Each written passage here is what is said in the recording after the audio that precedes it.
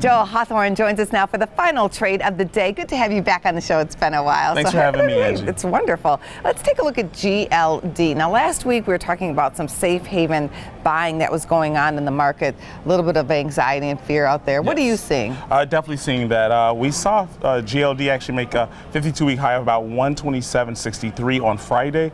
And I really believe that this ETF can continue to make new highs. Oh, you do? I do definitely. I mean, with the political climate, with everything going on with kind of the trade war, that escalating and kind of de-escalating, I think a lot of people are looking for the dollar to maybe kind of have a pullback and become cheaper. Oil is getting cheaper, so the safe haven will be gold, and that's why we're looking at GLD. What would be your trade here? Would you just buy GLD straight out? Would you do an option strategy? What's the plan? Well, there's a couple things. Definitely just option strategy, but what we're looking at right now is kind of seeing anytime any stock or ETF for me makes a new high, I expect that high to kind of stop, consolidate, and then possibly go and retest those highs. So right now I'm thinking that we're probably going to trade between 127 and 125 for a bit here. I'm kind of looking to see how things play out with the Fed coming up this week.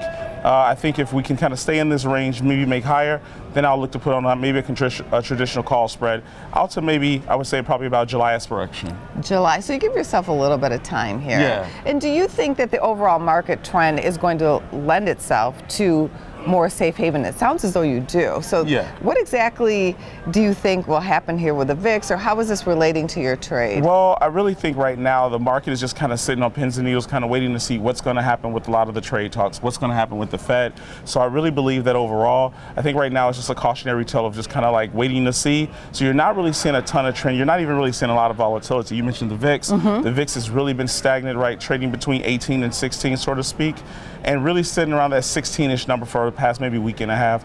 I don't expect that to change any at all unless the Fed shocks us. Good to get your commentary. Have a great trading day, Joel. Thanks for having me, Angie. For more Business First AM, check us out on social media. We're on Facebook, YouTube, and Twitter. And go to businessfirstam.com for where to see our show on TV.